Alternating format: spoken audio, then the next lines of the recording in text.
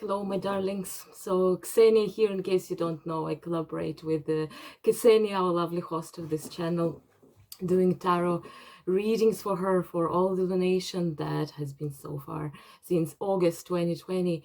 And this is our team collaboration on the as a kind of Christmas gift for all of you guys. So happy Christmas and happy New Year! Yay, we made it.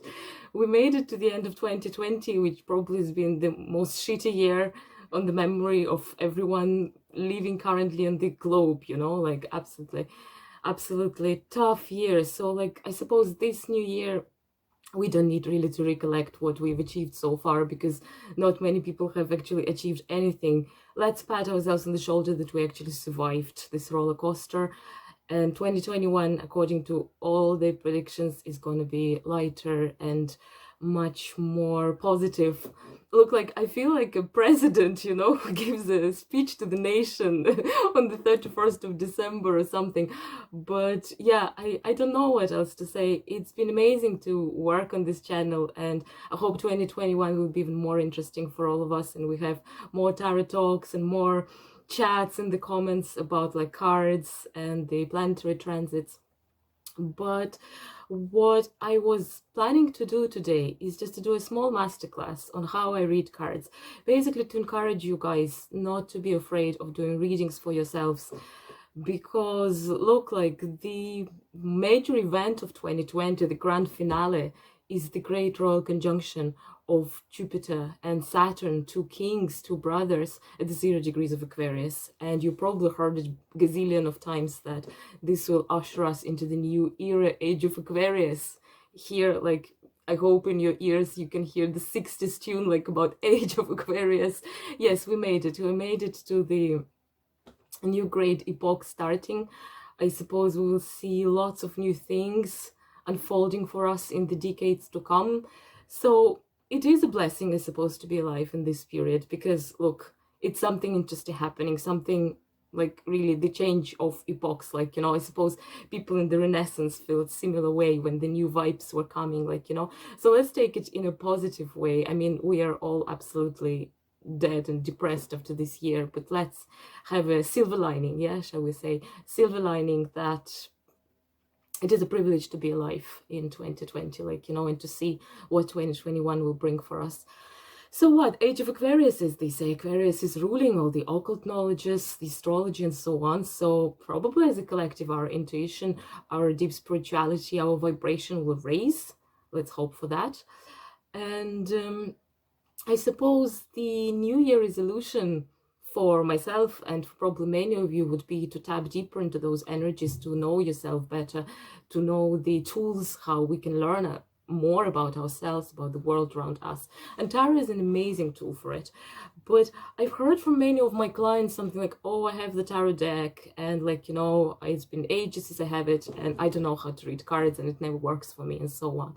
I also had a housemate back in the day who was extremely interested in tarot, and she once listened to some podcast about the 78 cards in the tarot, and she got absolutely terrified. She said, there's more than 70 cards, I need to memorize them all. How will I do it? Lots of information, lots of kind of learning by heart.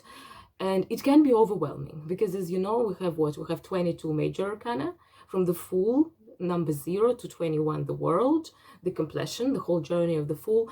And then we have 56, yeah, if I'm not mistaken, minor arcana, which is very similar to playing cards, yeah. 4 suits, the main cards, and then the court cards like kings, queens, pages, knights, and so on.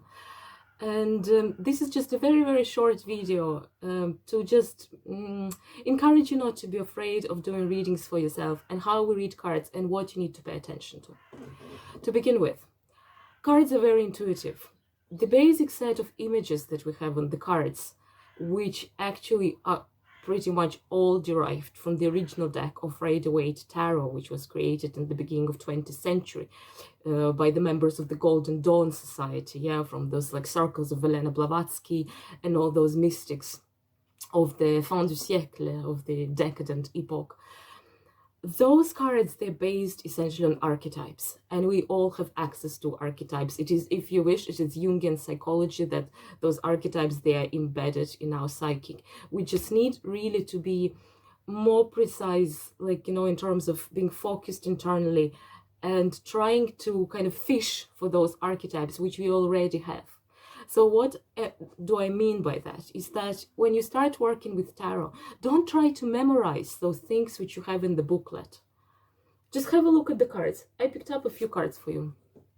Three of Wands. I'm using Bianconero Tarot because from the decks that I own, this one in terms of imagery is closest one to the Rider-Waite original tarot, which if you're only thinking about starting your journey with tarot, that's the deck I would recommend because it is basic.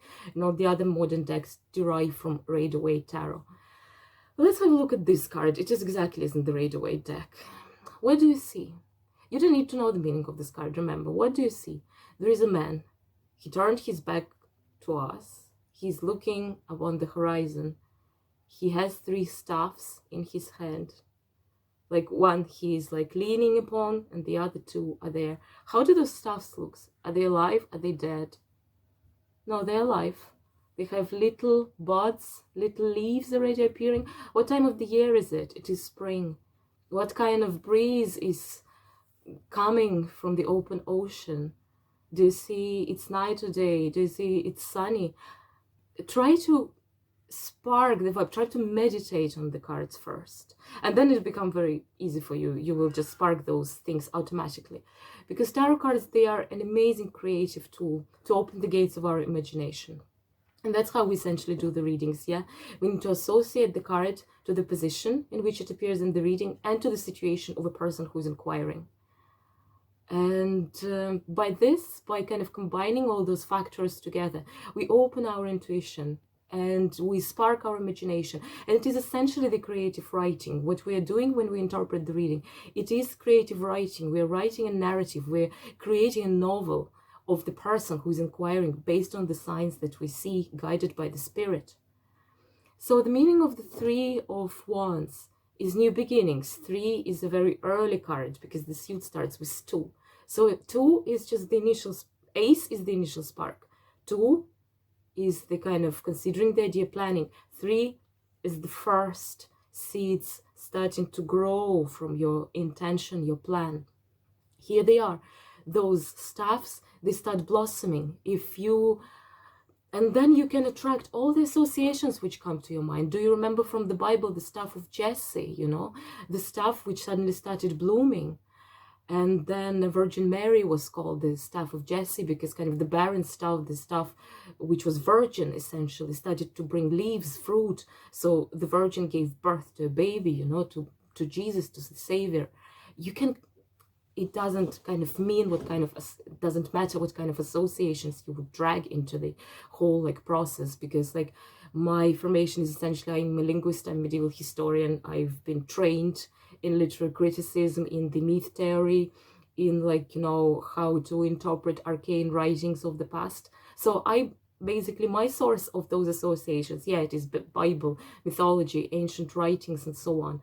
But maybe you're amazing in whatever, in modern pop songs, I don't know, then some lines from those songs might come to your mind, which are also useful because those are also your associations. And so the man has turned his back to us. He has turned his back to the past. He's looking at the new horizon of his life. The sun is shining. The spring breeze is warm, straight into his face. He feels that the wind is changing, that the big creative changes upon him. And the staffs, the kind of those wands, they start blossoming, and that's the meaning of this card. The new beginnings, the expanding of your horizons, the embarking upon a new adventure. So you see, I don't need to read the booklet to gather all this information from the image on the card because it is based on the archetypes. Let's have a look on a very different card, 4 of Cups, kind of card of disappointment. Cups is our suit of water, of emotions, of feelings. What is it about? Why do we feel disappointment? Because we're too focused on those empty cups from the past, which you have already drank dry We have already experienced all those feelings, all those emotions. We're exhausted, we're disappointed. There is nothing new, there is no new stirring.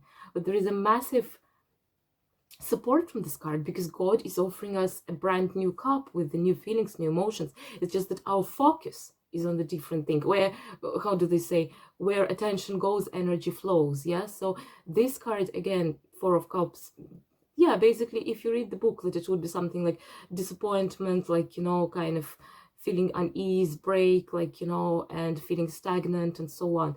But the card has even more meanings, is that we are offered the beautiful full cup of new life, you know, which we probably don't see just yet. And I gather all this not from the booklet, but from interpreting the pictures. Think of it like, I mean, when you start working with tarot, think really deeply. What does cup mean for you? The archetype of cup, it's a womb. It is like, you know, a vessel in which we collect something. It is maybe the Holy Grail. Think of all the cups, like, you know, what are your associations with this? You can't get wrong with this, because it's all based on our archetypes, you know. Ten of Pentacles, the card of the fulfillment, abundance, success, love, money, fertility. Do I need to read it from the booklet? What do we see? We see a very stable wall of the city, Pentacles, earth signs, earth energy, stability. The person in the old age, and two hugging young couple. So tradition, inheritance of knowledge, of learning, respect to the elders, you know, love, tranquility. We get it all from looking at the characters of the cards. So that would be your initial step, how to interpret cards. And then if you decide to move from Rider-Waite to buy more unorthodox decks which explore new imagery, which are based on more like new age thinking, whatever. The most unorthodox deck that I own is Mary L. Tarot. Mary L. Tarot is very different. But the idea is essentially the same, like, you know, how you're going to work with it. Let's have a look at this one to begin with. Eight of Swords.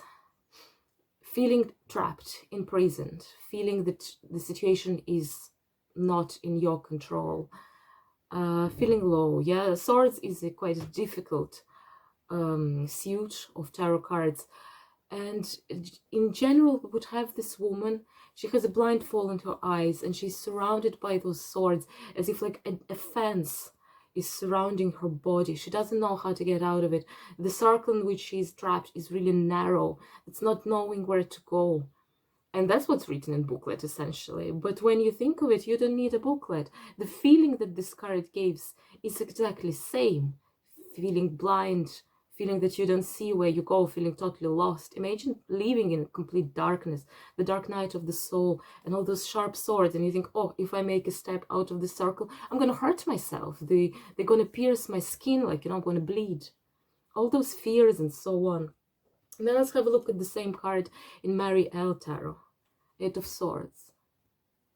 Seeing the beautiful field, the new potential, high tower, road embathed in the sunshine. But there is this kind of door, there is this gate which is seemingly closed. So you see the vibe is so similar. Feeling trapped, feeling imprisoned, not knowing how to step out of those limiting circumstances. And I keep repeating myself, you don't need a booklet, just pick up a card, look at it, and look at it in big detail. What are those, like ivy? Ivy is a symbol of immortality. There are roses. Rose is a symbol of also like of love, but also of passion, of dangers, of suffering because of the thorns, you know, of the fact that beauty is born from suffering, you know. And then you see, is this gate so impenetrable as I thought it is? Or can I easily open it and step out and get rid of this feeling of being imprisoned? So work with archetypes. See what associations come to your mind. You look at this card, you might focus on completely different elements rather than I did. I focused on the plants on this card, but you might notice those three birds sitting here. You might pay more attention that there is a figure standing here at the entrance. You're not alone. Someone, your spirit guide, your guardian angel, your friends, your family, your beloved ones, whatever is holding this lamp full of light is waiting for you somewhere. Essentially, this card is extremely dark, but it is also extremely hopeful. And you gather all this information simply by looking at the card. And the next thing we would have a look at is that when you do a reading, see the dynamics of the card. Check which cards next to each other, which cards are forming horizontal line, vertical line. Read all those parallels, see what's in the center. So have this kind of geometric interpretation of the cards as well. Extremely important when you're doing a relationship spread. In case court cards are coming, see how the cards are color coded. See where people are looking at each other. For example, let's say we're doing a relationship spread and suddenly King of Cups and Queen of Pentacles came. I'll be using from different decks, but it doesn't mean. See where they're looking. It came, those the two cards, they look at each other. What does that tell you in the relationship spread? But imagine those cards came in this position. Totally different vibe. Same cards, I just changed the position. This one is facing here, she's facing in her own thing. You see what I mean? You pay attention to those things, to how cards are juxtaposed, how elements on the cards are located in relation to each other. So you read it essentially like you would read the painting, like, you know, you see the dynamics, how you would read, let's say, the Last Supper of Da Vinci. You get the whole dynamic straight away because John is leaning on Christ, but like, you know, Judas is kind of like not looking really, you know, straight away what's happening. Who is in trustful relationship with Jesus, like, let's say, who is like, you know, and then there is Peter who is like, who is it that is gonna like betray you? Is it me? He's agitated. You get it all. The picture is not talking to us in human voice. We got it all from the positions because as adults we're experiencing as well in body language, in how human psychic, how human feelings are surfacing on our faces and so on. And in cards it's the same. Like this. Or let's say King of Cups came with Knight of Swords. Let's say like this. You see the dynamics? King of Cups is looking upon him. All his attention is focused on this card. But this card is looking straight at us. And this card is wearing a mask. So again, you would see some person is showing more care about the other. And this person is more focused on himself, on his future, on the road ahead. So those dynamics are very useful as well. Last but not least, in case, like, I mean, Bianconeri is a poor example, but most of the decks, they of course would be colored. Pay attention also to color codes. Color codes might tell us either about the sign of a person or about the element which is lacking, which needs to be developed. It really depends on what cards are coming. I have very exaggerated examples for you now, but it is just to show you. Let's say for one person or for one part of the deal that you're acquiring, for one side of the problem, came here. It's like, let's say, 6 of Swords, 9 of Wands, and 5 of Wands. If I put them together, it's very exaggerated, but it happens sometimes. You see the color scheme. First of all, Wands. Wands is a suit of fire. And here the swords, the angel is also like having those wings, like, you know, you see that it is either a very determined person, the person probably of a fire sign, or probably the person who needs to train those fiery qualities. But in general, it is about energy rush, like, you know, you get this vibe from the red color, and then let's say from another person, those cards came. Our Page of Cups, the Moon, and 4 of Swords. And when you see something like this coming together, again, in the relationship spread, or about the problem, or about the phases in your life, you can clearly see which ones is more about action, moving forward, like, you know, being on top of the wave, which one is more about resting, activity, looking inward. Actually, here it's a Hermit card, you know, taking care of yourself first, prioritizing your self-development, expanding your horizons, like, you know. Again, you would have a look at what? Look at those two cards, like, you know, both characters are facing us, they're facing their problems, like, you know, there is a tiger. It's like you get this vibe emotionally yourself. Look at those two. This little girl, the page, she's not even looking at us. She turned her back to us. It is very similar to Three of Wands, which we discussed at the beginning. She's looking already upon her future, and the Hermit is not looking at all. He's a hooded figure because his gaze is turned inward. So not interested, you know, interest in any, in yourself, not interested in the others, I mean, not interested in the external world, more interested of what's inside, of what is unfolding for the future. So pay attention to all of this, and you would see it's not that difficult to make reading to yourself at all. The card in tarot which stands for Aquarius is a star. The star is the most beautiful, the most benevolent, the most magnificent card in tarot. The card of angelic soulmate energy, of hope, of guiding star, of feeling yourself in alignment, of knowing how and when to surrender, to have faith in your destiny, staying hopeful and aligned and trustful and faithful in the most darkest moments, like, you know. And because it's such a beautiful and hopeful card, I hope that that would be like our how to say, our flag, our banner for the age of Aquarius, this particular card. And I wish you for this new year and for Christmas have lovely holidays. And maybe actually this 2020 was such a valuable lesson for us, because I don't know, for me personally, always the end of the year has been sometimes a very tough time, because like we are expected to develop in a linear way, upwards and onwards. And I would look back and I was like, oh, did I achieve enough? I could have been better in those situations. I could have showed up more.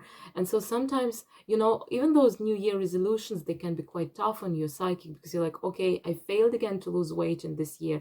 I failed to learn how to play the guitar. I failed to learn how to drive. Okay, let's make it a New Year resolution for the next year. So there is this immense pressure always related to the new year and all those kind of calendar reset. But this year it is different. We don't need to be those proud of ourselves making New Year resolutions. We should be happy just that we survived. We should be happy that we're still here and still going, you know. We can be softer to ourselves, kinder to ourselves, not that demanding, not that disappointed in ourselves.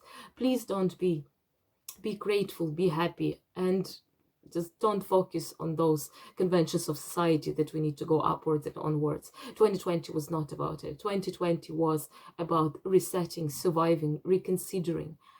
So just congratulate yourself that we've gone through it, like, you know.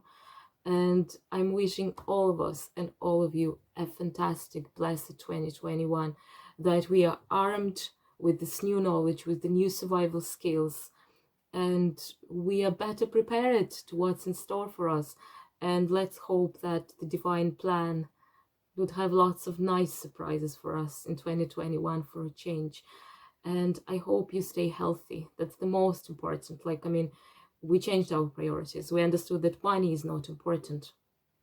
All this development, gaining, achieving, grasping new heights is not that important. Basic things are important: health, tranquility, peace, health of your loved ones, like, you know, all those things that we too often forget about.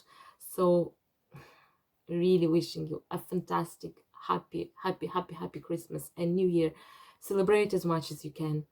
And yeah, and I suppose I'll see you in 2021. I don't know when this video is going to be posted. My last talk for this year would be the full moon in Cancer in December. So I'll see you there, and God bless, and please, please, please, please be kind to yourself and develop your intuition. And yeah, I suppose that's it. That's it from me for now. I love you so, so, so very much. Thank you for being with me through this year. You all are amazing. You're so kind, so spiritual, so deep, amazing. Love you guys. Talk to you soon. Bye. Hello everyone, I'm very happy to be here with my team from Guiding Star to celebrate Christmas with all of you. And since it's Christmas, I want to share something with you that has been very helpful to me. I find it to be very helpful in astrology. And that is just a little part of what we call fulfillments and strengths of the planets. There are several ways to consider the fulfillments and strengths of the planets. The strengths, we all know, it's the capacity of a planet to produce things in our life.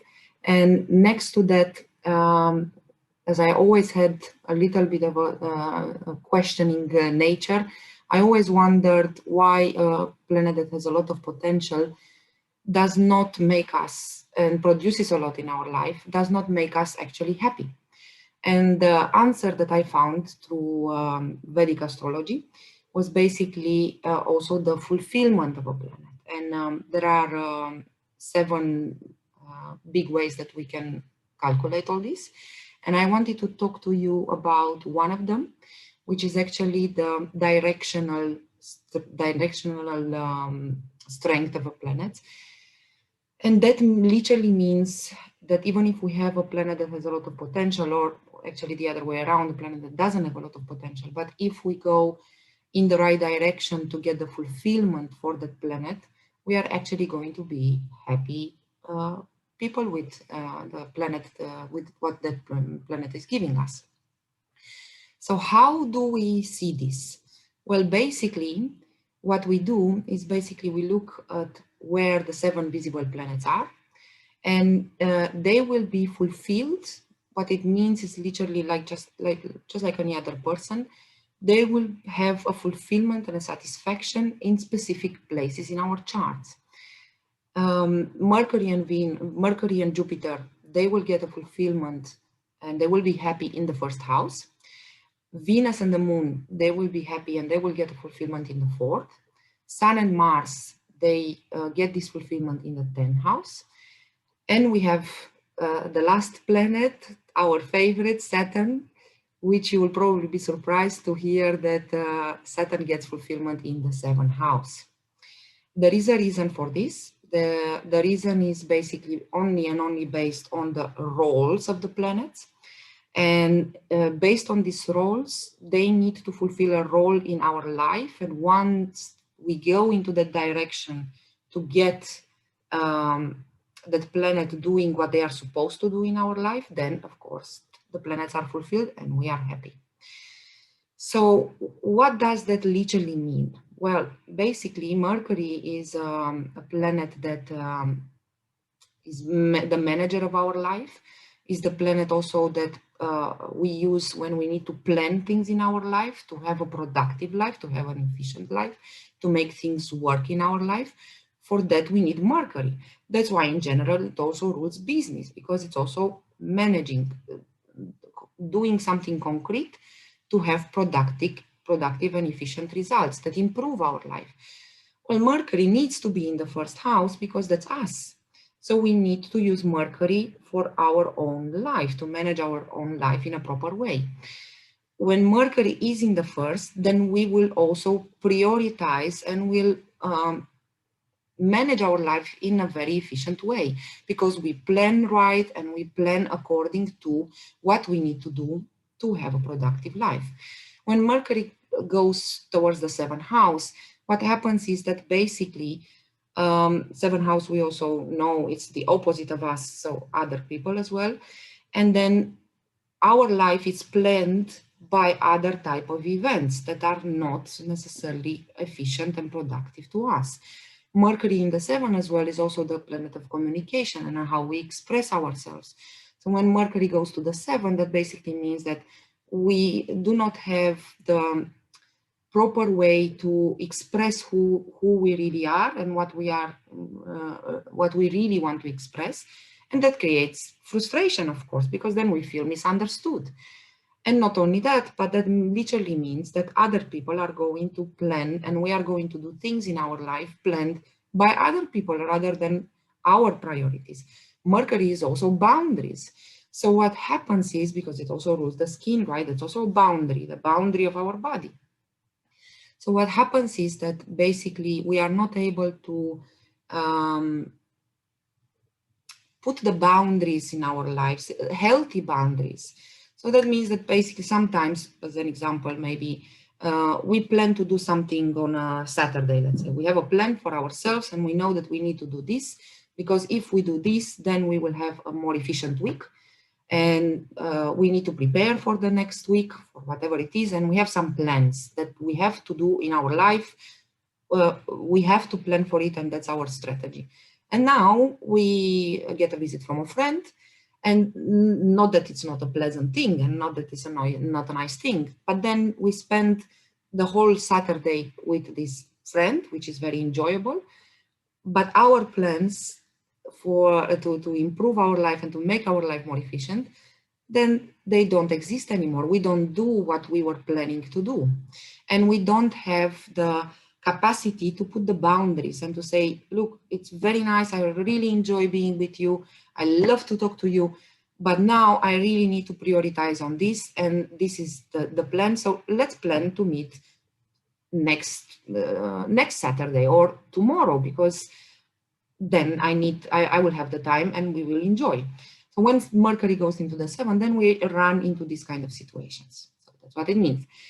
Now, Jupiter, since we started with Mercury and Jupiter is actually, we all know, it's the purpose in our life, and the wisdom and all this high knowledge that we have, and the knowingness of what our purpose is in life.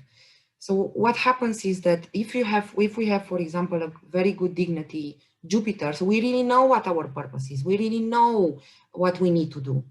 But we have Jupiter around the 7th house, then again, we are not going to do and we are not going to prioritize according to what our purpose is, even if the dignity is very good and we all know this purpose. So what happens is that in time, we are going to regret that we've been doing other things that were not our purpose. Okay, now let's go to the beautiful Moon and Venus, which are all about our emotions.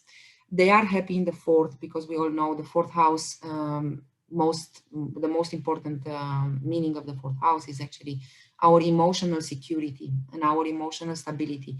That's why it also rules the home, because it's where we feel secure, safe, and also it's also an emotional. We feel safe in that place, in what we call home. So Venus, the planet of rejuvenation, and the Moon, the planet of what we really need emotionally. And when I mean need, it doesn't say what we want. Want and need are completely different things. I know that we, most of the time, because this is our human nature, we sometimes confuse what we actually need and what we actually want. They need to be in the 4th, because at home we rejuvenate. At home is where we do the most Venusian things that help us get a rest and relax and be able to get the energy to go back outside in the 10, right? To do and fulfill our responsibilities, which is the 10 house, the opposite of the 4th. So we need to have the Moon and Venus in the 4th. There is an interesting thing when it comes to the Moon and Venus, because the Moon and Venus, they cannot be very far away from the 4th, because the further away that they go, the other planets they can. So look, even if we talk about Jupiter and Mercury, even if they go further away from the 1st house, they will still get that kind of fulfillment. The closer they get to the 7th, then it's when these planets, they don't get fulfilled. They don't get the satisfaction, and they don't. We don't get to be happy with whatever we do with these planets, because we go into the right direction to get the fulfillment, rather than going towards ourselves. We go to somebody else to get fulfillment. And we all know this is life on Earth. I'm not telling you anything new. Nobody and no event will have the potential to give us the happiness that we don't have inside, that we don't reflect. Any type of external event only can make us as happy as we are within. I know it sounds a little bit philosophical and cliche, but that's the reality of life on Earth. That's why we are always so disappointed when we try to get fulfillment in external factors. All the external factors and all the external events, they will not make us happy if we are not happy inside. That's why you see so many times, so many people, for example, the biggest example, winning the lottery, and you wonder, why are these people not happy when they win the lottery? Well, because they are not prepared to have that kind of responsibility. It was always a dream and a fantasy, but it was not a vision. It's a totally different thing. And then the external events happen and you still wonder, so why are you not happy? What is happening? Well, that is what is happening, because we direct our planets when they are not in the places where they get this fulfillment. Then these planets take us in the direct direction. That's why it's called directional strength. They will take us in the direction that is actually the wrong direction, where you are not going to find it. Imagine that you are very thirsty and the only thing you need is water, and you know it, your moon is screaming at you. You need water, you need water. But then you go to a cake shop where they don't have any water and you get all these beautiful cakes, but still you don't get what you need. So you have now a fantastic moon that is in a great dignity. It's able to produce a lot of things, but we go about it in the wrong direction. And instead of getting water, we get cake, and we are unhappy because we didn't get what we actually needed. Because we actually go for what we want, not what we need. That's what happens when we don't listen to our planets. And that happens when this directional strength is impaired, basically. Okay, let's go to Sun and Mars. Well, Sun and Mars are the action planets. They need to be up on the hill, up on the chart. They need to be there because they need to plan they need to make the strategy for our life. The Sun is our divine inspiration and the inspiration for us to build our life. It's the biggest planet that help us, and not only helps us, that is the king of our life, that makes us create our beautiful life. And Mars, of course, is the general, and he needs to oversee everything that happens in our life, because Mars is the planet that takes action whenever there's a crisis, whenever there's a problem. Mars is the problem solver. Mars is the general, the logic that we have. He needs to be up on the hill where he can see the whole kingdom and he can see where the fire is, so that he can take immediate action. So what happens now when, well, let's say we put Mars in the third house, and Mars and the Sun, we put them in the third house. So now these planets are going to be at home in the library, let's say, right? Where they don't see anything, they don't oversee anything, and they don't have the overview to for the Sun to be inspired and to take action to create a kingdom. And then Mars is not going to be able to see where the problems are, and in that sense not being able to solve this kind of problems or any type of problems. So what happens, let's imagine we have a very good strong Mars in a very good dignity, but then the direction, so we have the logic, we know innately what we have to do to solve any problem, but when the moment comes and when the fire burns, we don't take action at that moment. And then we regret it. And then we think, okay, why didn't I do that? Because it's in the wrong direction. It's now Mars, it's sitting in the kitchen instead of being in the tower with the king. And then the same thing happens with the Sun, for example, because the Sun will say, okay, at the end of the day, it will say, yeah, I didn't do the things that I was inspired.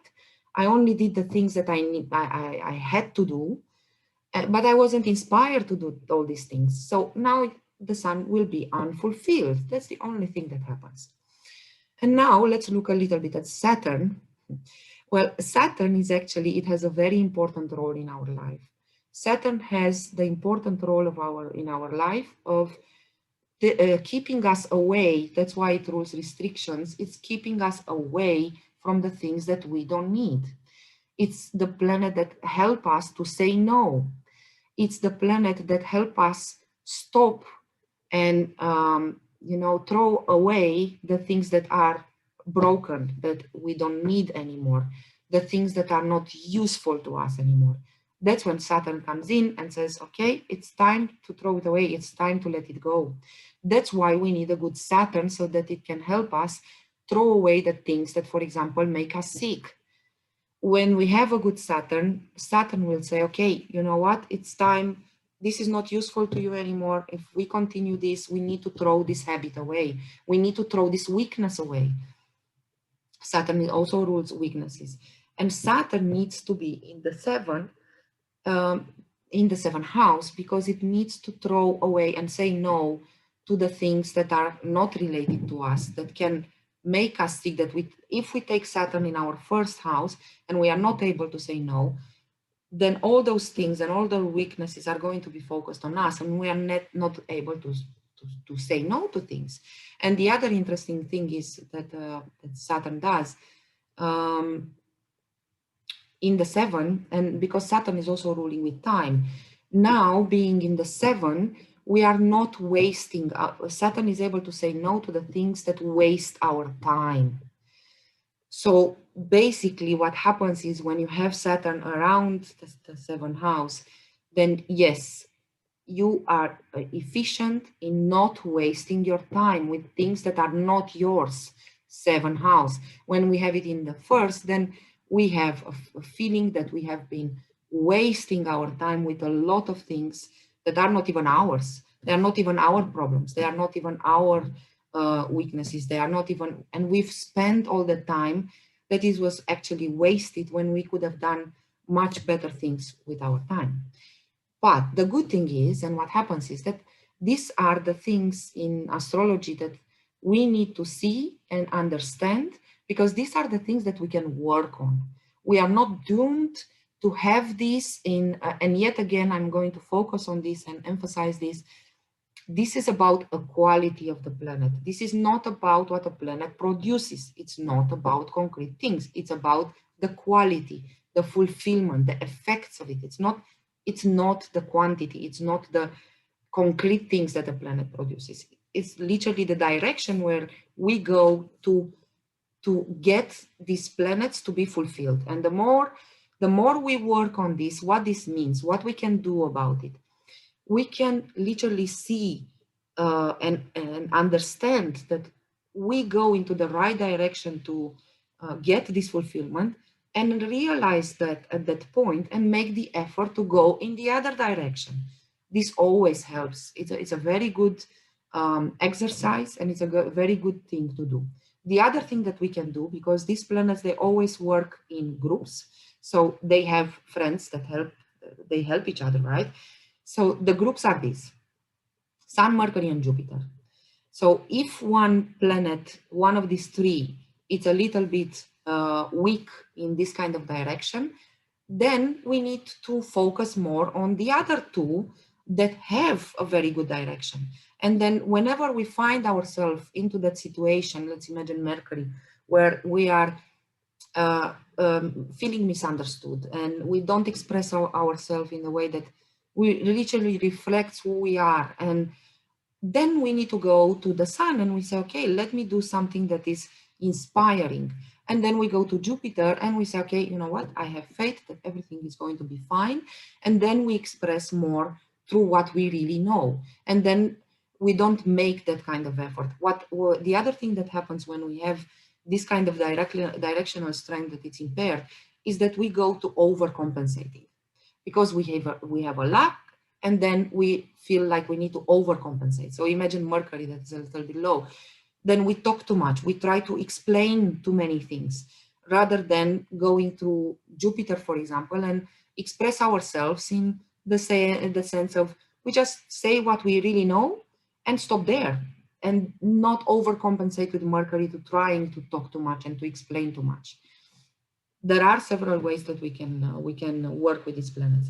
The other set of planets is going to be Moon and Venus. Moon and Venus, they help each other, of course. The Moon, if it's it has a good directional strength, then the Moon is the all-knowing. The Moon is going to say, this is what I need. This is the only thing that I need. I have seen examples and people, for example, where you give them on a platter a lot of things, and then they just pick one thing on the golden platter, and they say, this is what I need. This is the only thing I need. It can be a million things, but they are able to say, this is the only thing I need. Although I might want 10 other things from here, but I don't need them. This is what happens when you have a very good moon. And when we have this, and let's say we don't have a very good Venus, then yes, then we need to listen to the moon. That's what the only thing that we need to do. Because Venus, what's going to happen is going that when we go into the wrong direction, then we are going to go in getting fulfillment from external things. And most often than not, when we try to get fulfillment on external things, we are going to be disappointed. And the other thing that happens when Venus is going to try to do too much, and is going to go into the other extreme when overcompensating. And in the end of the day, is going to have the feeling that the Venus, it's going to have the feeling that it paid too much. And it was not worth it to pay that much energy. And Venus is as well a planet that is going to not, you are not going to take the time to relax and to rejuvenate. And of course, you are not going to be happy, because the more exhausted you are, because you are trying to do so many things to get that fulfillment and to overcompensate, and of course, it's not going to be a very happy result. The other set of planets is Mars and Saturn. They also work together.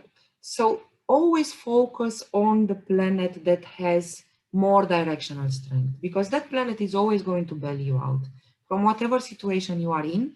And in the meantime, go to the good planet from the sets, go to that planet, focus on that one, and in the meantime, work with the other planet that doesn't have a lot of direction to try to direct it and to work on it, either mentally, either psychologically, either, well, mentally, psychologically, the same thing, either emotionally or on an energetic level, on a spiritual level. Whatever works for you to work with the planet to get it in the right direction, the more we work with it, the easier it's going to be. And it's like, training a muscle. We need, and we can do this, we can work with these things. So I hope this helps. I hope it's a good thing, especially because we have all these changing events in the world. And I find it, to be honest, I find it to work very well, whatever happens to us. For me, the most important thing for all of you is actually to find more happiness, regardless of the things that happen in life in general, and to work towards being happier. It's not a punishment. It's not. We all have these challenges in our charts. We all have them, but there is something that we can do with it. So I hope this is a great or a nice Christmas gift for all of you. I wish you a very, very nice holiday time, also for the people that don't celebrate Christmas. We still have New Year's and maybe some days off. So enjoy, have fun, and we'll talk soon. Thanks a lot. Bye. By God, when you see your beauty, you will be the idol of yourself. Hello, my name is Robyn Jordan, and I have immense pleasure to be part of these inspirational series of presentations with Ksenia and my fellow healers, and to connect with all of you to present the inspiration of my life journey. We each have an inspiring life pathway to walk. We are discovering self and our huge role in man's evolution. All our lives are an inspiration of many lessons and subsequent healings. We have been taking this journey over a myriad of lifetimes, all for soul's growth. Life is a journey of inspirations, devastations, huge learnings, and potential liberation. We celebrate our differences and our endless similarities. We experience our uniqueness and our unifying human likeness. We celebrate our unity of humanity here on earth, our soul's journey. We have imagination, the ability to image, to go anywhere, to be in any place instantly, travelling in the other worlds that mirror this one. We do not have to hop on a plane to do that. My passion is my soul journey work, my shared soul regression work, and my commitment to those who meet with me and explore their soul journey. This is my calling this lifetime. It called me the day I took my first breath. My personal soul journey began. We've been caught up in the material world of distractions for so long. The world's experience of the COVID epidemic and lockdowns has brought back the potential to explore, free of distractions, building the bridge to subtle realms that have always been waiting for us to visit.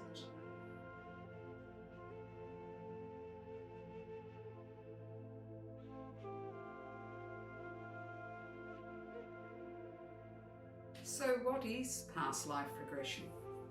Past life regression, also deep memory process, explore the blueprint of our soul's journey, our personal life journey of this lifetime and other lifetimes to advance our soul's growth.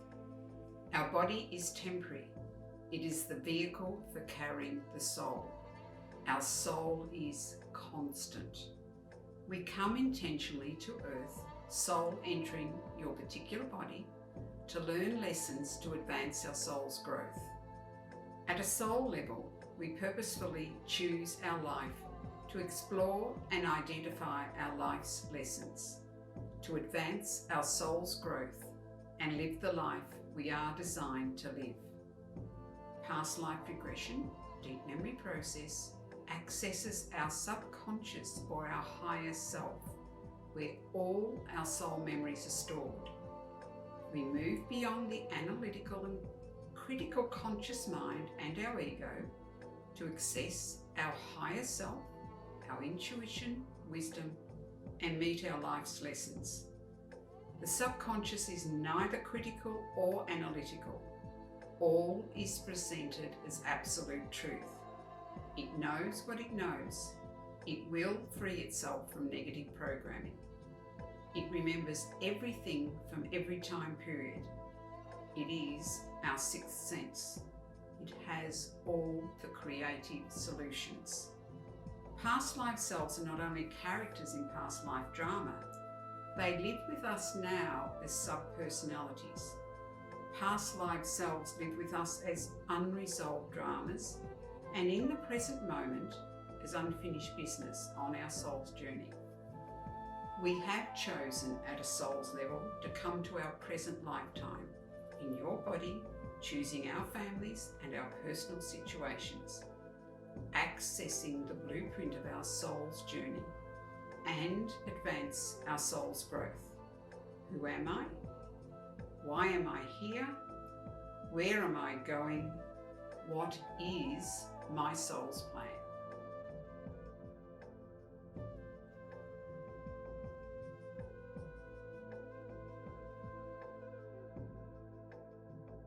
What is the purpose or value of remembering past lives?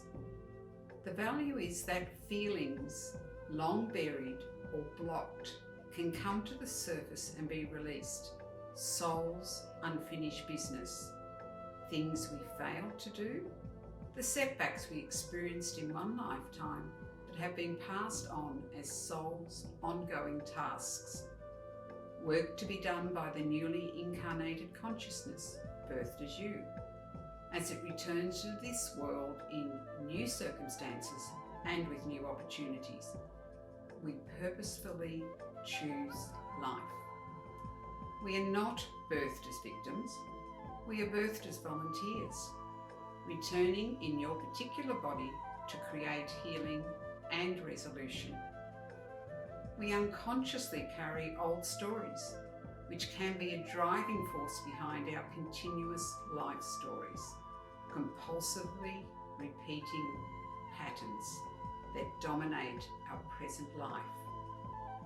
Karmic scripts connected to personal tragedies and trauma in a past life. Past life identifies the source of these feelings and fears. Traumas that deeply disturb the equilibrium of the soul, leaving parts emotionally frozen. Scars of the soul that carry on from one lifetime to the next, such as material loss, violence, abuse, abandonment, betrayal, scapegoating, untimely death, fears, failures, stuckness, still troubling us today. We are releasing these old stories to create a clean slate and advance our soul's journey. As well as the pain, struggle and karmic imprints of so many difficult lives, our memory also holds vivid stories of peaceful lives with deep love in which we passed painlessly surrounded by loving companions, a well-lived life, inspirational for the direction of our lives now.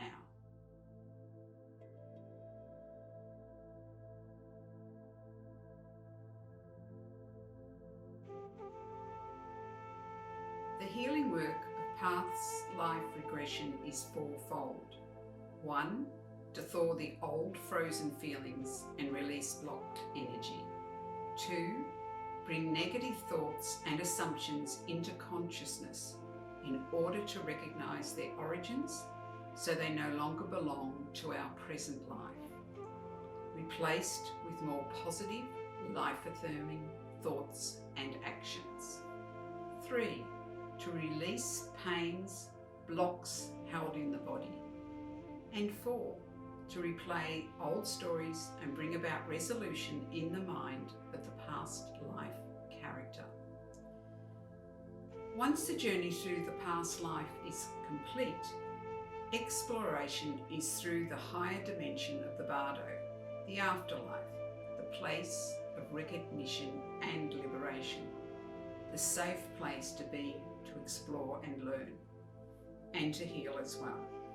We not only observe the event, but include emotions, thoughts, imprints attached, and release them. We relive the story, role play and unlock the complexes. See, we have been living a long ago drama that no longer needs to have power over us. Told by the higher self what the particular lesson is, an outworn drama, played out unknowingly in our present life. Once recognized, liberation is spontaneous. The transition is through the portal, cleansing what no longer serves us. This is our journey, ascension into the new way of being. We are growing as soul.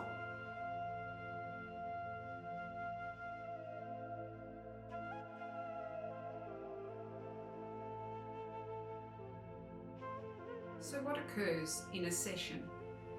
Before each session, I complete pre-work, numerology, North Node, Liquid Crystal's Purpose Pathway.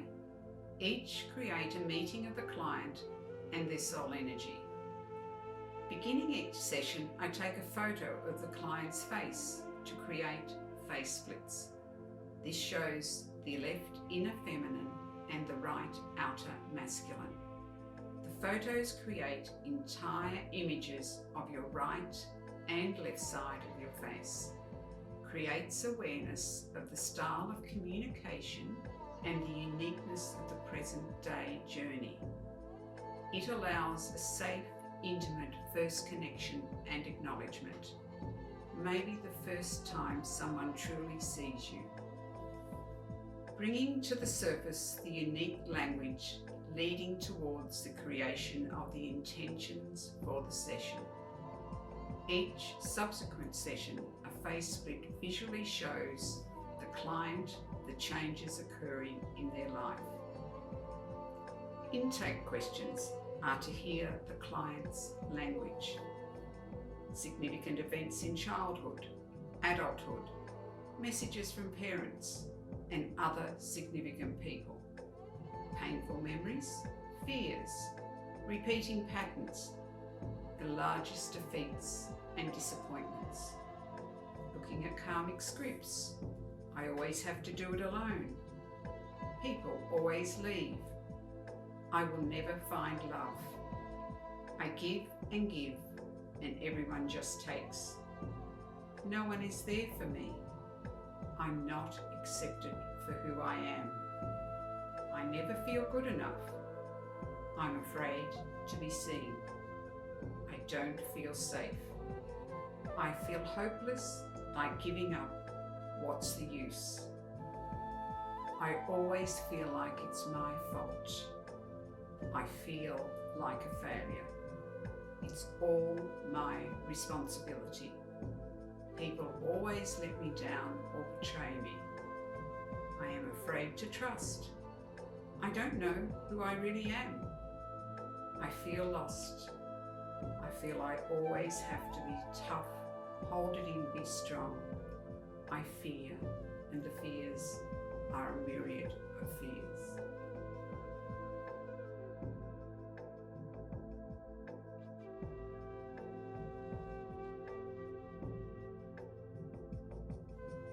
To begin the session, we lay down on a couch or recline in a chair.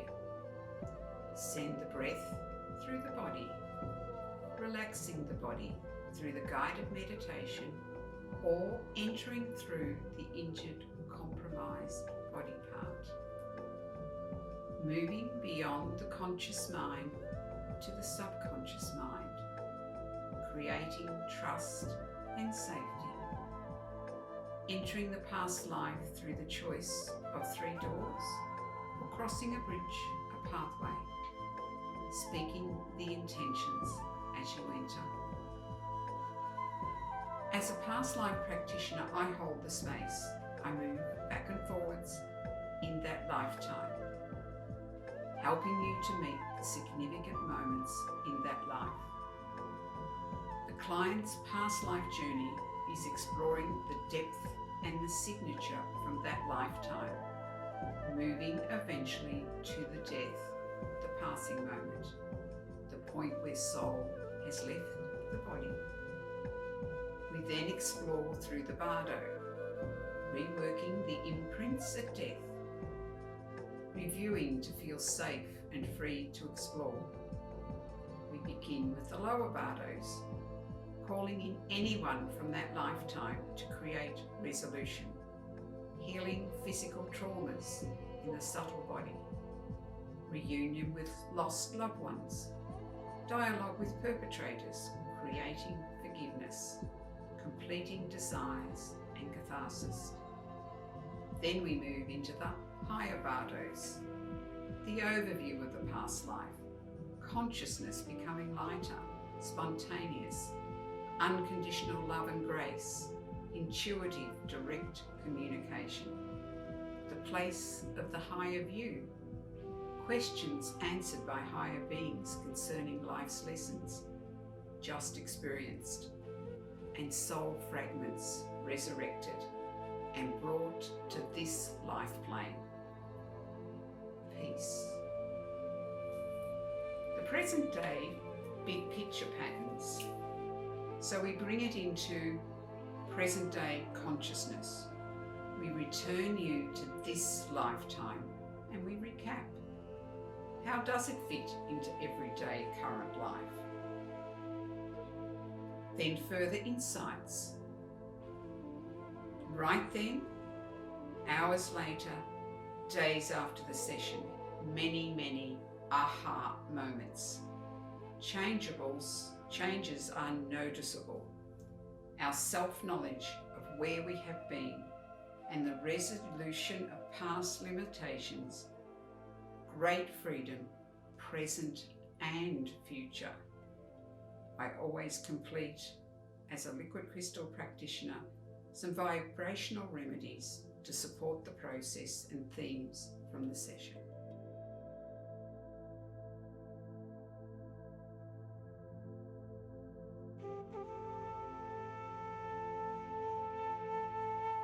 My clients have expressed how the sessions create great love, wisdom, compassion, and deep acceptance of their process.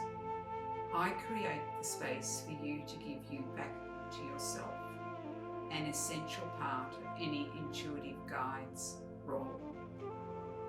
This allows one to connect to an immensely deep and pure component of self, changing lives through the creation of inner peace and self-esteem.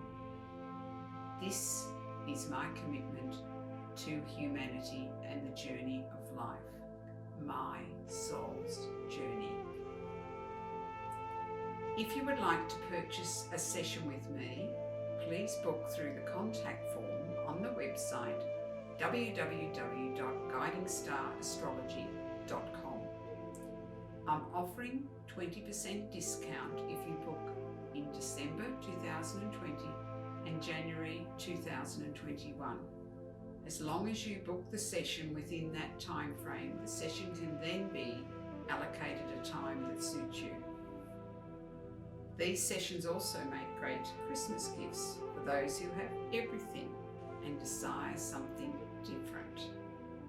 Why not purchase a gift voucher for a past life regression with me? Please let me know again through the contact form on www.guidingstar.astrology.com and I'll organise it for you. We are at this moment in expression of a huge transition from 3D to 5D awareness.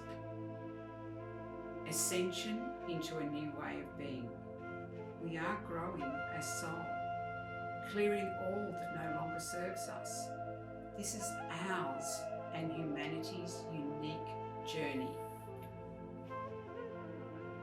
Wishing season's greetings to all. Please hold my hand and we will journey. The doorway is open. Step through. As Persian poet Rumi says, by God, when you see your beauty, you'll be the idol of yourself. Hi, Tessa here. Welcome to this little end of year joint video we're doing for you guys. I'm so excited to be with this group of beautiful souls creating for you and being on Kesenya's website. And I want to thank each and every one of you who's had sessions with me and shared your stories and shared your lives and your struggles and your joys with me. And you've touched my heart so much. So I want to thank you. And in this little mini segment, I want to offer you an opportunity to begin to integrate the year that's been. For some, it's been a very hard year. For other people, it might not have been a hard year. For some people, it's been a good year. But as a collective, there's been a lot of turmoil and uprooting of old systems and so forth. So whether you have personally been affected by anything that's been going on in the world or not, you're still part of the collective, and you might have picked up some of that energy and held that and alchemized it and, you know, stored that for your, fellow humans, if you will. So I think this is a good time to take this little moment here we have together to begin to allow yourself to integrate this year. And I'm going to offer you my Mesa, my medicine bundle, to use it as a tool. It's a powerful medicine bundle that I've built through ceremony and over the years.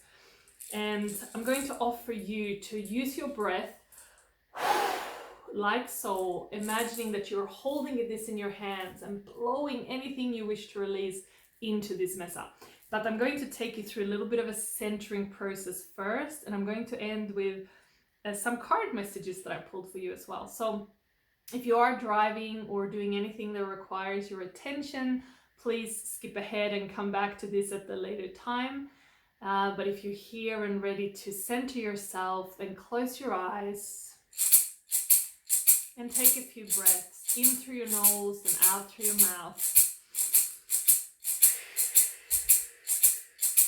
Just at your own pace, in through your nose, out through your mouth.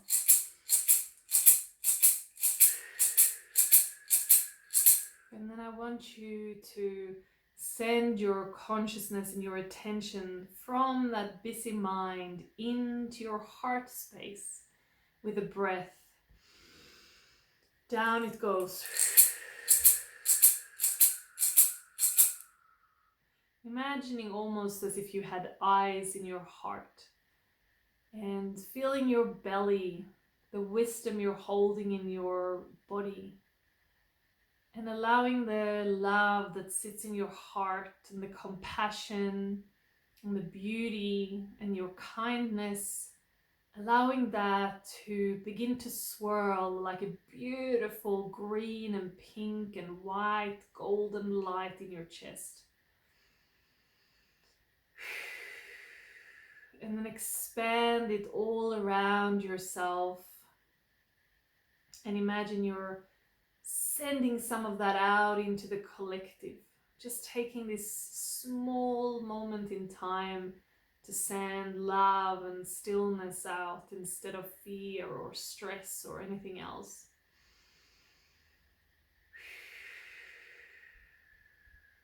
And then I want you to imagine that you're standing in front of a door that has 2020 written on it. Tuning into your heart even deeper. And before you open this door, I want you to imagine that you're holding this medicine bundle that I showed you.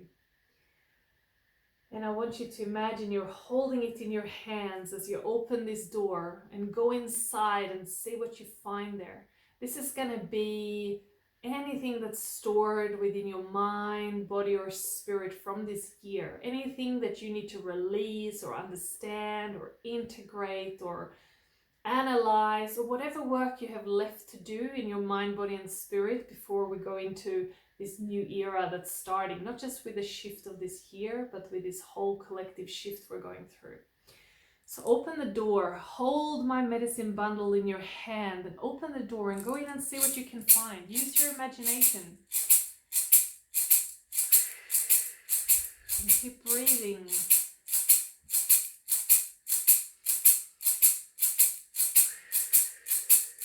What are you finding in there? Are there shelves with to-do lists or fears lurking in the corner, or pain or sorrow or joy? What are you finding in there that's time to clear or alchemize or understand or release? As you begin to find things, and if you can't find anything, use your imagination. What would be there if you were to find something?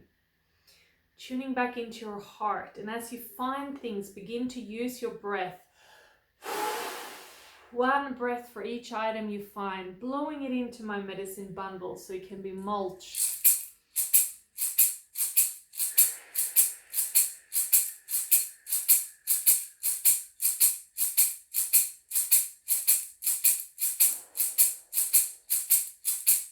Keep going.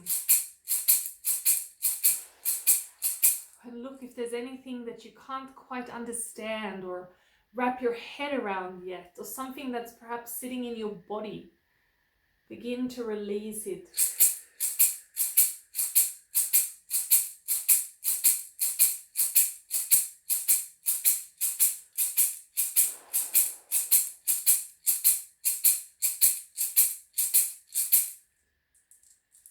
And one or two more things if there's anything there. And then leave a little offering in this room, something like a little white flower or something to show you gratitude for the year that's been, that you're here with me listening to this video, and that you've had so many lessons this year. Perhaps some were painful, perhaps some were joyful, perhaps some are carrying into 2021. But leave some sort of gift for spirit for whatever has been, and make your way out of this room till you're standing back on the other side of the door.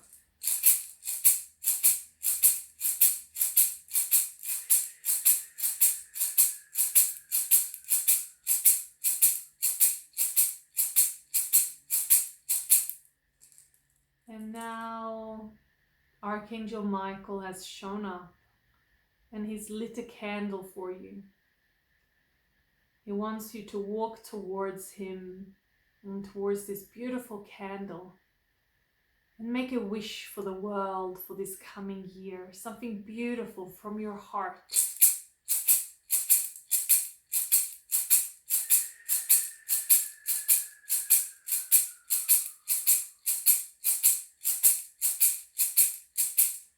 And then make a wish for Pachamama, Mother Earth, for nature, for the animals.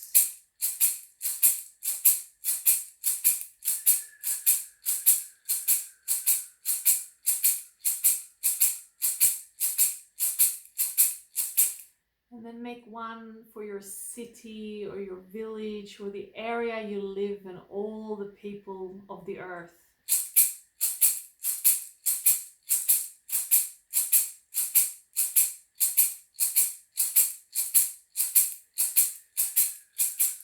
And then make a wish for yourself.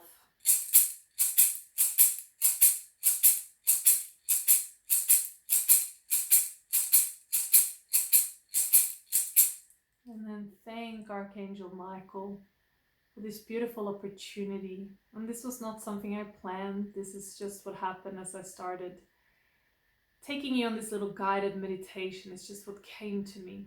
So it's an opportunity to release, alchemize, transform, transmute, understanding the year that's been, and releasing what needs to be released and planting seeds for the year to come. And taking a few breaths and coming back, opening your eyes. And we have a few more minutes here. So I'm going to share the cards I pulled for you. So the first card that came up was the Four of Pentacles. So I asked Spirit, what card, can I pull a card for the people that are watching my videos? What are they going to need to know?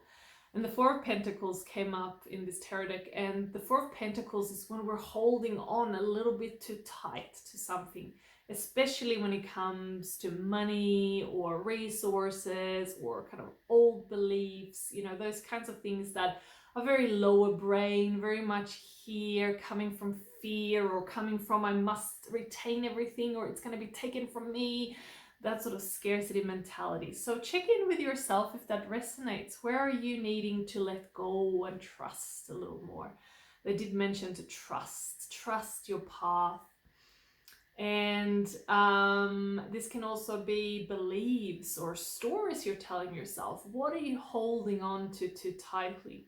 And the greatest thing I've learned on my spiritual path is that when we let go, when we show up and give and take a leap of faith and clear away the old and say, Spirit, show me, help me. When we come at it from that way, our answers and our prayers are often heard if it's in our best interest. But a lot of the time we get caught in holding on so tightly to something. Like I did with the job I had before I gave up and went into, following my dreams. And when we're holding on so tightly to something, we're not open to receive because we're coming from that very masculine and the lack and all of that. But when we trust that there's enough and when we trust that we can open up and receive, and we can begin to shut doors for what doesn't serve us anymore, whether it's in work or thoughts or whatever it is, then we can begin to call in, what's really there for us, what we really is a good match. The other card that came up was the Knight of Swords. So the Knight of Swords is the answer to this, is changing your thinking patterns, taking charge of the stories that you tell yourself. If you're not moving forward in an area of your life, I bet there is a story there that's telling you that. Watch what you tell yourself. You're probably not even aware of it. Someone might say, oh, you should follow your dreams. You're like, yes, but I have to make money. Or yes, but, I've covered this in other videos. So this is the sort of main message that came up, not holding on too tight. And I feel because of the year we've had, a lot of people might have been a little triggered back into scarcity. So scarcity is not about money. Money is energy. Scarcity is, an energetic concept of something much bigger than that. So if you trust that there is enough and you trust that you're part of this oneness and that spirit will support you, then there is no need to worry about lack or spirit not having your back. It doesn't mean you don't have to show up and do your part of the work, right? But that was the message. So the Knight of Swords very much taking new, strong thoughts forward, rewiring your brain, not telling yourself the same old stories. And the oracle cards that came up were authenticity and fire and passion. So the message I feel that this group needs through these cards is, and I'm not showing them, by the way, because I think that these particular decks I think might break copyright if I do, so this is why I'm not showing you the decks. But these cards are essentially saying that tune into your fire, to what you're passionate about, to what drives you, to what you are here to do. You're this unique person, this unique soul in this unique body with a very specific, like your fingerprints. No one else has ever existed that's exactly like you. That's magical. It's absolutely crazy. And what is that saying? That we're hurtling through space on a ball of fire, and you don't believe in miracles. So it's time to really allow yourself to let your passion lead and your heart lead, and be your authentic self. Be who you are. Be exactly who you are, and go beyond that and understand that who you are, with your faults and problems and issues and unhealed aspects, is perfect. You are the perfect match for whoever needs your medicine, your thoughts, your energy, whatever it is you do in the world. So I encourage you to integrate the year, tune in and come from your heart, give and think about the whole collective, not just about you, but the earth, the planet, the animals, everyone. And trust and let your authentic self and passion lead as you sow seeds for this year to come.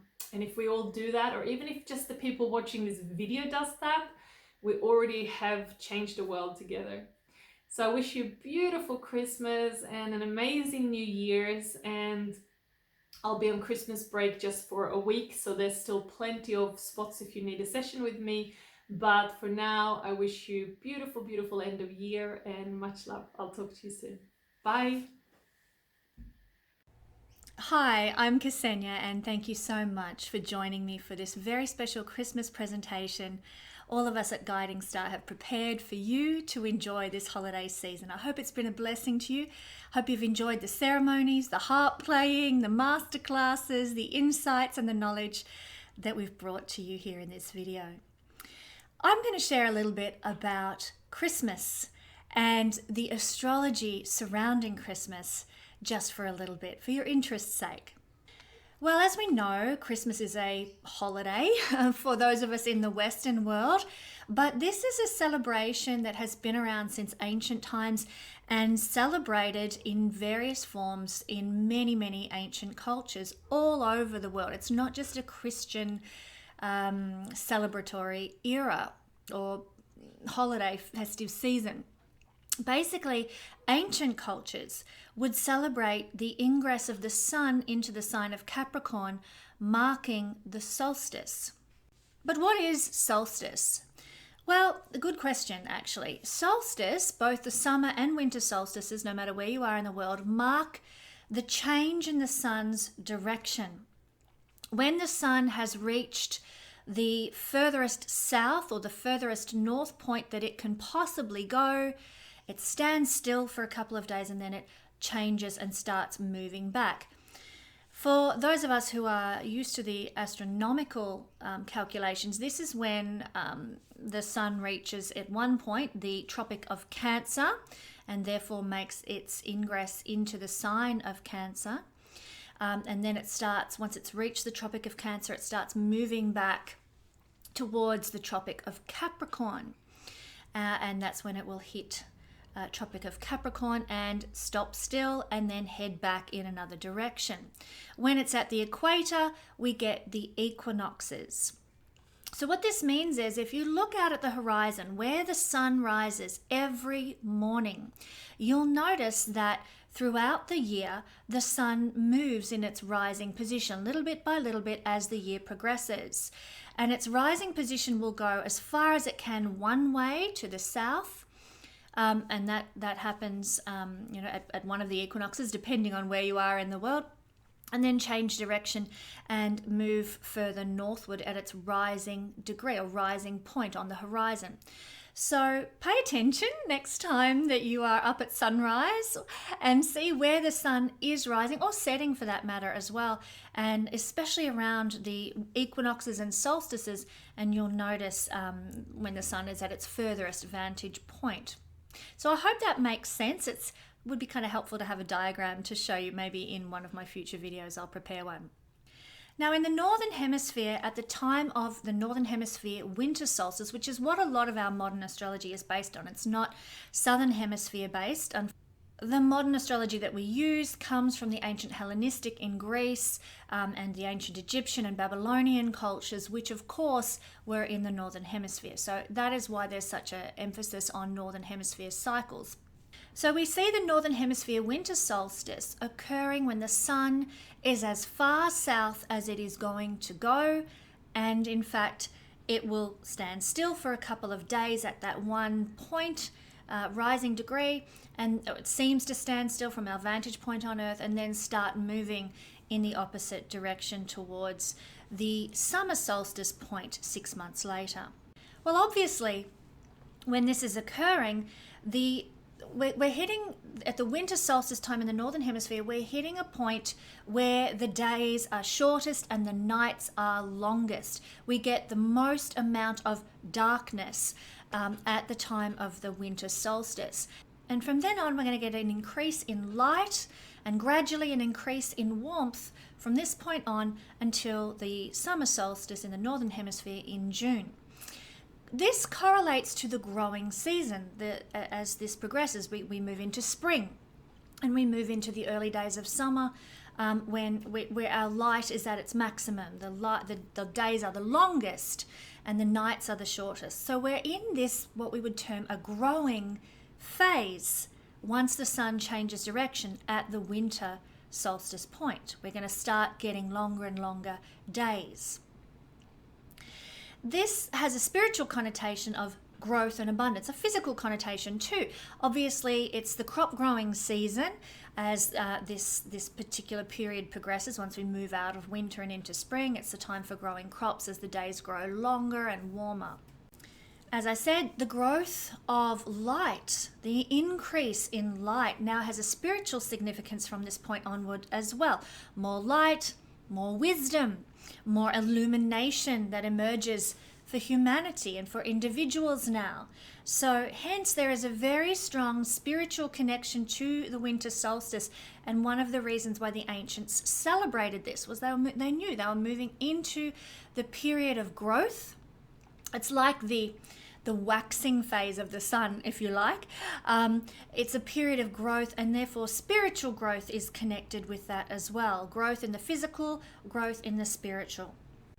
But at the time of the winter solstice, you'll find that the shadows are the longest that they will be throughout the whole year. So if you put a stake in the ground, or if you looked at a tree or something, you would notice that the shadow was at the longest it could possibly be at winter solstice in the Northern Hemisphere. This is also the case in the Southern Hemisphere when we have our winter solstice in June. That's when the shadows for us are at their longest point. Obviously, we're coming into our summer solstice now. Things are reversed here in the Southern Hemisphere. But the shadows are the longest. The light is least. There is a greater amount of darkness at the time of the winter solstice. Darkness is considered to be at its max before we move into the light. You know what they say, it's always darkest before the dawn. Again, this is another astronomical case in point of that theory. So for about 3 days at the time of the winter solstice and also the summer solstice, but the sun appears to stand still. It looks like it's standing still not literally standing still in the sky, but it rises at the same point for 3 days in a row and then progressively starts to move in its new direction. So in that sense, it is at a standstill. It doesn't appear to move north and it doesn't appear to move south at this time. So it's these 3 days of sun standstill that has another spiritual significance to it around the 21st of December. If you think about the biblical imagery, Jonah was in the belly of the whale for 3 days. Jesus was in the tomb for 3 days. And there are many other correlations of that nature that you'll see in the Bible and in other religious traditions as well. 3 days is a very pivotal time considered for incubation of something, where something is preparing to burst forth. Jesus emerged from the tomb. Jonah was thrown up onto the beach by the whale, and so on. So we see that around solstice time, it's not only when the days are shortest and darkness is at its greatest point, but we also see that this is an incubation time ready for growth to begin, ready for growth to burst forth. What happens then when this occurs? Again, we have some spiritual imagery that correlates to the astrological significance, and that is that the darkness is defeated at this time and the light wins. Just like Jonah in the whale did not die, re-emerged. Jesus in the tomb did not die, re-emerged. Out of the darkness of the belly of the tomb and the belly of the whale, we emerge into the light, and the same symbolism is present at the time of the winter solstice. We come out of the incubation phase, the darkness is defeated, we emerge into the light. It's a very spiritually significant time, which is why the ancient cultures all celebrated this special period. So there's no coincidences as to why the Christian forefathers chose this time, which was celebrated all around them. Saturnalia was one form of celebration and many others. But there's no coincidence why Christian forefathers chose this time to be the time of celebration, and they attributed it to Jesus, even though Jesus actually wasn't born around this time. It's considered that he was born in September. So very, very interesting, isn't it? They attributed this time of defeat of the darkness, emergence into the light to Jesus' birth, to correlate with the other celebrations that were going on all over the world in cultures that recognized the solstice. Now, the reason they gave December the 25th as the significant date to be celebrated was because this day is when we start to notice the progression of the sun moving forward. The momentum has started. The darkness is defeated. So around the 21st at solstice, the sun, remember, as I've said, appears to stand still. By the 25th, the sun has moved, and it's moving into longer days, more light. The darkness is defeated. So by choosing December 25th as the celebratory day, there's significance there too, that we have the turning point has been achieved. The darkness has been defeated. We are moving into the light. So what's the connection for us this Christmas? Well, there are some significant spiritual take-homes that we can grasp from this. The first is to look at what we are releasing out of our life. What darkness are we saying goodbye to? What dark things are we sort of calling an end to and wrapping up and concluding? Have a think about your own life. Yeah, there's a lot of things in 2020 that we are hopefully saying goodbye to in terms of darkness. But have a think about your own life. What has been darkness for you this year? Where have things been heavy? Where have things been, weighing you down? Where have you felt attacked? Where have you felt wounded? Where have you felt that the darkness is getting a foothold? Well, this is where you can break free at this time, recognizing these things and realizing them for what they are. This is darkness. Darkness no longer has power over me because I'm emerging into the light.